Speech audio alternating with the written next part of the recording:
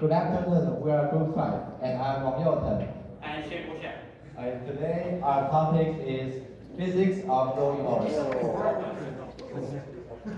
So, Dragon Boat Festival is coming soon, a traditional holiday where boat racing is a major highlight. We observe that the championships share oars of similar length. So, this sparked our curiosity. What is the relation between oar length and boat speed?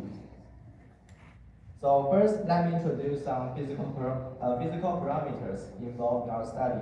First, the oar aspect ratio is defined as the ratio of the outer to the inner oar length, which is separated by the pivot. And second, drag coefficients are dimensionless parameters that quantify the amount of resistance and object experience in a fluid. Specifically, the pressure drag coefficient is from the pressure differential from the front and back of the plate. Furthermore, the eddy mass coefficient is from the oars. When the oar moves the water, the inertial mass of the fluid contributes to the eddy mass coefficient. So to fulfill our goal, we designed an experiment which is separated into two phases. For the first part, we measure the oar velocity under immobile boat and derive two drag coefficients, which is Cg and Cn. Second, we measure the boat speed at various oar aspect ratio and find the oar speed as a function of alpha. And this is our theory.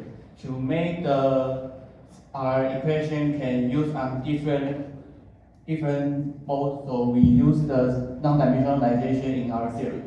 And now we use our single oar model first. The SW to B is the force experienced by mass coefficient and the pressure coefficient. And the FR is the roller force. And use this physical model of this picture, we will get the relationship between two forces. Second, we input this into the equation of motion of oar and do the non-dimensionalization of this. We can get this simplified equation. The VBW is the plane velocity. Yeah. And third, we want to make this mechanics more simplified, so we setting the force is constant and the initial boat velocity is 0. And it puts our non-dimensionalization equation, and we will get a equation explain the relation between the plane and the A. Okay. And the second experiment is SAA theory is a rolling model. We want to know the relation between alpha and the rolling effect. So we define the anchoring coefficient. The lambda h is the rolling phase distance during by the boat, and the alpha lambda is the oar bend distance traveled. And the definition is when the A was 0, the oar will stay in the water and the boat does not move. And when A is 1, the energy will all transfer to the boat and make this more effective. And second, according to the Newton's second law, we can get the equation of motion of this physical model. And when we do the non-dimensionalization, we will get the two phase boat velocity of the boat, the propulsive phase and the recoil phase. These two functions can use on transient and the stationary region. And our global is the stationary region and average velocity like this. And we can see on propulsive phase, the velocity of ball will up because it's rolling, and the recoil phase, the ball velocity will decrease because it's not rolling. And the experiment result on the left-hand side, we do the rescale of x-axis and y-axis. It will change our theory to the pure change reaction. And the right-hand side, we use the dictionary of the function under the button, and we write the theoretical function. And the small picture is the predict theory relation between alpha and the velocity of ball. So to simplify our theoretical model, we maintain a constant propulsive force on the Earth. The weights provide a constant force, while dual servo motors control all movements. For a single oar rolling cycle, it is separated by 4 phases. For the first phase, rowing, the oar rolls the water to propel the boat to moving forward. And second, lifting.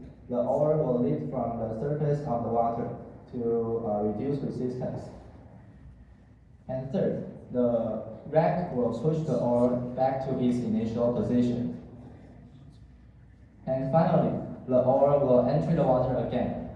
And the last 3 phases contributes the recovery, while the first phase contributes the propulsive phase. Okay, so now let me introduce our boat. Our boat is custom designed and fabricated via 3D printing. It features 3 separated pontoons along the boat. On the deck, there is 4 separated rowing mechanisms, which is 2 on the left and 2 on the right.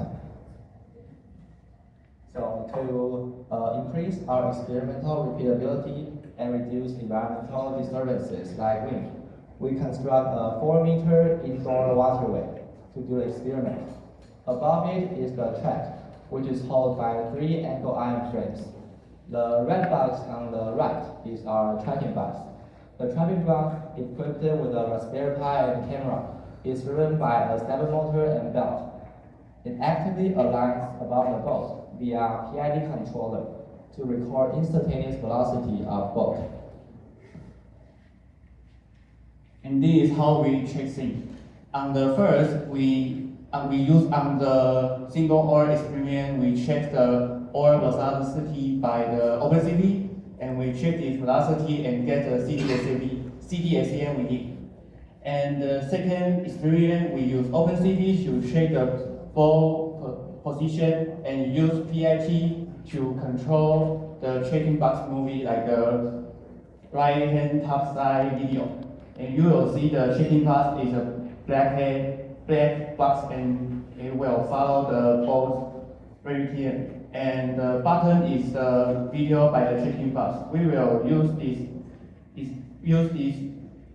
video and the checking box velocity to get the real ball velocity. And this is our first result.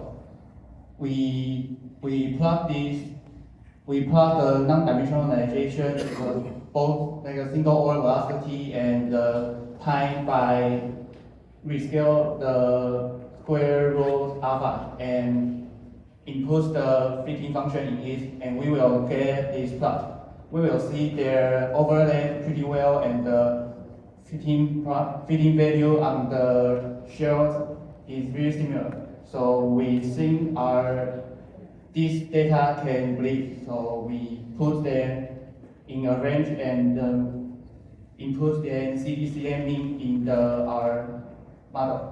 And the second result is our rolling experiment result. We can see our both velocity and the transit region and the station region. And in the more detailed picture, we can see our ball velocity and the propulsive phase and the recovery phase like a series 6. And the right hand side on the left hand side we can see we use the moving arranged velocity with the theoretical line. And their overlap, like they're similar to they have a similar velocity. Yeah. So we use this on our model. We can put it on our model. And this two is our model. The first is the dimensional velocity of ball as a function of A. The red line is the predicted series line. And we can see their relation of alpha increase with the dimensionalization force increase, velocity increase, but the data of Q was lower than the theoretical predict because we changed the angle of the rolling because we want to make the plane underwater during the propulsive phase. And the left-hand side is anchoring as a function of alpha. The red line is the predict theory line. And our data is higher than the predict because our anchoring has the function to make the propulsive phase longer than the theory predict. But the theory predict is similar to our data set. The alpha is increased, the anchoring was increased. So in summary, we are inspired by champion Dragon Ball's team. So we designed a robotic rowing system to study how all lanes drive speed efficiency. Our experience setup consists of a 3D printing boat in a 4-meter waterway, a PID-controlled camera-equipped tracking box used to record boat velocity. And our investigation can be separated into 2 stages. First, in single oar experiment, oar velocity is measured at oar aspect ratio from 0.55 to 6 to derive 2 drag coefficients. And finally, in rowing experiments, our results confirm that for a larger oar aspect ratio yields higher average velocity and accuracy. And thank you, and happy summer vacation.